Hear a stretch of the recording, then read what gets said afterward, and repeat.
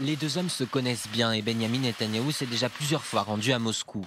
Mais à 5 jours des élections, s'afficher aux côtés du président russe permettra au Premier ministre israélien de renforcer un peu plus sa stature à l'international et ses liens étroits avec d'autres puissances.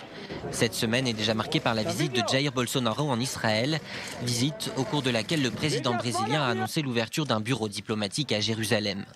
Fin mars, Benyamin Netanyahou était devant les caméras aux côtés du président des États-Unis à la Maison-Blanche, en profitant pour souligner le soutien répété de Washington. Dernier exemple, la reconnaissance par Donald Trump de la souveraineté israélienne sur le plateau du Golan. Si ces entretiens diplomatiques ont un intérêt stratégique pour le candidat du Likoud, ils ont aussi un réel enjeu. Ce sera le cas à Moscou ce jeudi, puisqu'au menu des discussions se trouve la Syrie, un dossier sensible et à l'origine de tensions entre les deux pays ces derniers mois. Car les intérêts d'Israël et de la Russie sont opposés, Moscou voit d'un mauvais œil les frappes régulièrement menées par l'aviation israélienne chez son allié syrien, des raids qui visent des installations du régime ou de l'Iran.